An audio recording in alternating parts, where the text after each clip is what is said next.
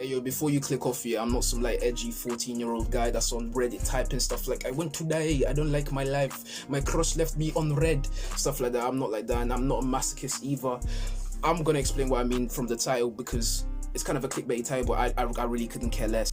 Recently been watching a lot of, or reading a lot of, or actually listening to a lot of David Goggins. As you can see, he's released a book called Can't Hurt Me and speaks about his autobiography and how he developed through life and how he overcame his challenges from his childhood and became some beast that can run 100 miles every weekend and is bold and looks like Black Saitama. Yeah, his main message is putting yourself through this thing called suffering and pain, which is the main topic of this video. This might sound kind of masochistic as I said, but it actually makes sense. What he does, he finds a way that he can put himself into areas that he can grow from, because without friction, as he says in his book, you cannot grow. So what does that mean? Friction means that you have to put yourself in situations that you wouldn't want to put yourself in. For example, let's say this exercise is a good example of this. That's why I train like so often. So exercise, people don't want to do it because you don't like it during, like, even I don't like doing it while I'm doing exercise. During the exercise I feel dead, like halfway through I'm like, I need to stop now. I could just get my jollof rice that's in the kitchen down there and just eat, but that's not what I have to do. I have to put myself through suffering in order to achieve what I set out to achieve, which is personal growth. You know what I mean? That's why I'm doing things such as like cold showers and like running like every other day and like at least 200 push-ups a day, for example. Like this month I'm probably gonna make a video by the end of this month, but I'm doing 400 push-ups a day and I want to see if there's actually a change in my physique if I do that and if it's an optimal training type of method, but that's for another video.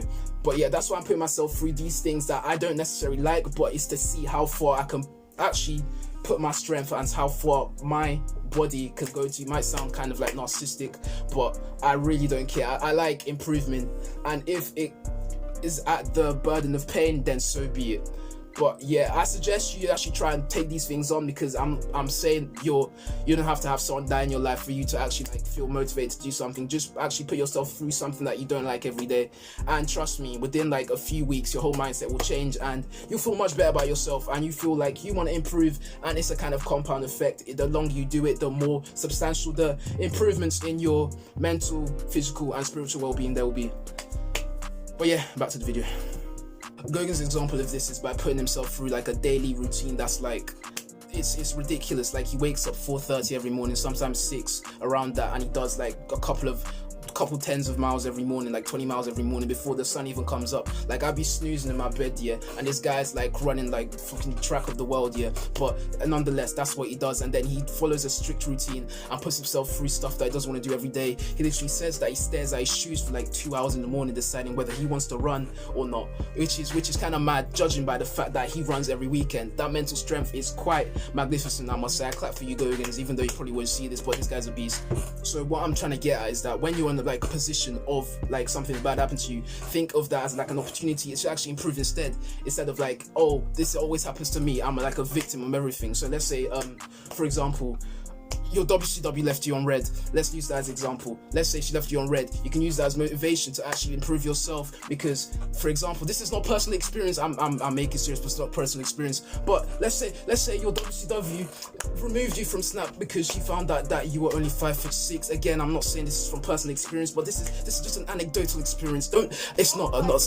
Ayo, fam, leave me alone, bruv. Why are you talking to me like this? I'm trying to do a video. Anyways, if I'm use that as an example to actually, I'm gonna use that as an example. So instead of crying and like trying to message her back or trying to get her email address, what I would suggest you should do is trying to actually use that as an opportunity to improve, not specifically for that person, because that person don't deserve you. She's removing you because you're 5'6", no shade, but you try and improve yourself in a way that you actually feel better about yourself and actually attract people that actually want to mess with you. So going to the gym, reading books, taking care of your hygiene, doing the hair, doing everything, man, cleaning the face, you see the skin is improving, getting the beard coming through, stuff like that. That might not be an example applicable for everyone, but another example I could use is that, let's say you're in school, for example, and you fail a test horrendously bad. Instead of crying saying, okay, I'm gonna fail the A-levels or IB, if you're doing that, for example, try and see that as an opportunity to see that where you could go from here. Let's say you're on like a level 2. Imagine how you feel if you go from a level 2 to a level 7. Do you understand what I mean? That feeling is what you should aspire to, rather than that feeling of like uselessness, if that makes sense. I hope I'm making sense. I'm waffling. I'm a bit energetic even after I've just finished the workout. But yeah, that's what I mean. Use an anime, for example. I'm going to talk about Naruto, so there'll be Naruto spoilers ahead. If you don't want to have those, click off now. But before, so for example, this guy Naruto, he had a sensei, he had a master that died by the hands of someone else. Without his master dying, he wouldn't have gone to achieve this thing called Sage Mode, which made him like powerful and like he could like throw mountains and stuff, which is kind of mad. But he wouldn't have the motivation to actually do that. He could have just gotten depressed and just like offed himself as well, but he actually decided to actually train and try and avenge his sensei. This might not be like an example that you can actually follow in your daily life, because like I'm hoping none of your senseis have been slaughtered, but you can actually apply the same principle to what you can do anytime you experience a form of suffering, if that makes sense. Like, also, I don't understand like you man that come on me for anime. Yeah, I really don't get it, because like some of you man are banging stuff like Riverdale and Vampire Diaries and Teen Wolf and stuff and the other like clap stuff on Netflix. I can't respect your opinion if you watch those kind of stuff and say anime's dead. I'm calling out some people, but I don't care. Come at me then. But anyways, back to what I was talking about in the anime. I'm gonna try and conclude this video because this has been a kind of like waffly type video, but what I'm trying to say is that instead of having the perception that anytime something bad happens to you, you're a victim, try and use that as an opportunity to actually improve yourself, because you can't improve yourself when everything's going good. Makes sense. That's the essence of this video. If you like it, listen to more of this Gogens guy. This guy's a beast. What he says is pure gold, silver, money, cha-ching.